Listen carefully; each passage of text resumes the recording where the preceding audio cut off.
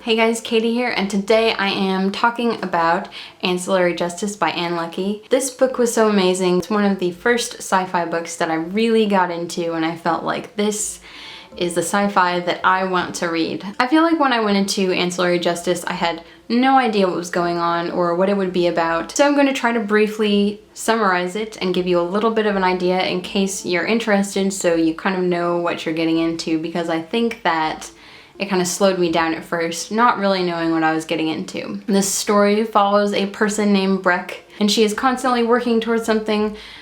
We don't exactly know what. She also finds this person that she sort of used to know and begins to help this person become healthy again because they've been on like drugs and whatever. Simultaneously, you hear the story of Breck from 20 years ago and what brought her to where she is today.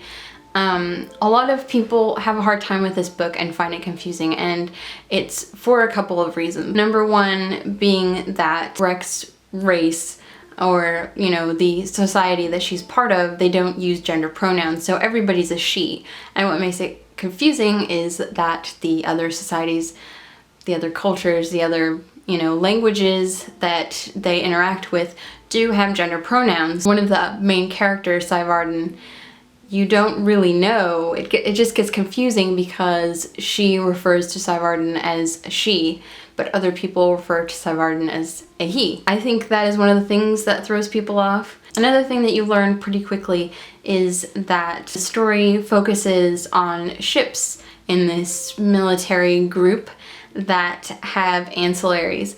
The ships have an AI, and every part of the ship, including its ancillaries, which are separate units like soldiers, they have the same consciousness. And so when you get to the parts where you're reading about the ship Justice of Torin, which is very important to the story, you're reading about what's happening to one ancillary here, while you're also reading about what's happening on the ship, what's happening to this other ancillary. So there are like 10 ancillaries just running around this little town, and they're everywhere and they're talking to different people. So that is what makes it really confusing. I think that the confusing aspects of this book are kind of what make it fun and interesting. It's kind of cool to imagine a society where gender doesn't matter so much. In fact, it has nothing to do with anything. And when Breck observes people in societies where gender does matter, it's a challenge for her to deal with gender pronouns, and it's a challenge for her to identify genders,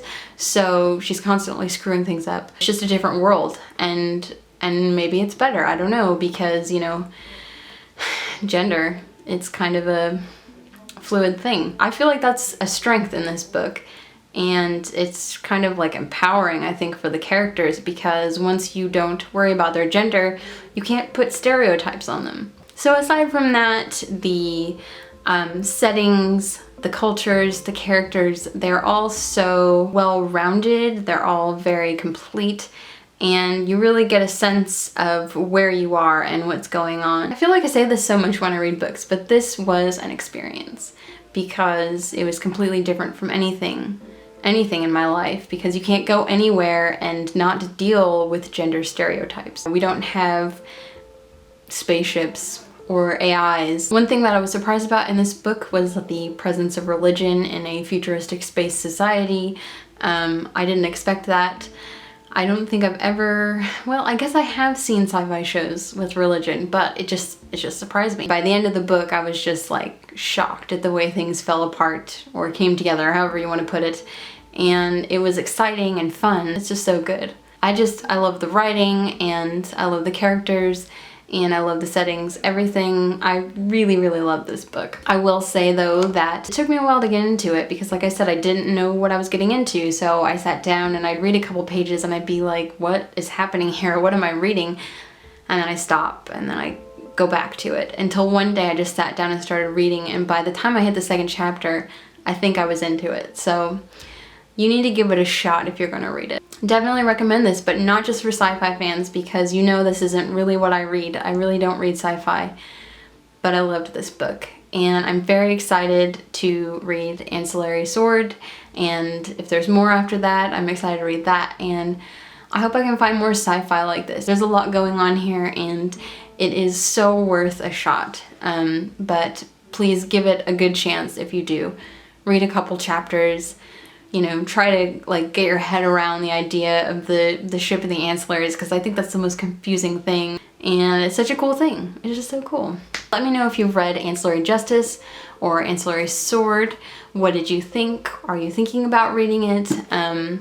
If you have any other science fiction recommendations that may be similar to this, I would love to hear them. Let's talk in the comments, guys, come on. So that's all I have to say about this book, and I hope to see you guys soon. And yeah, bye.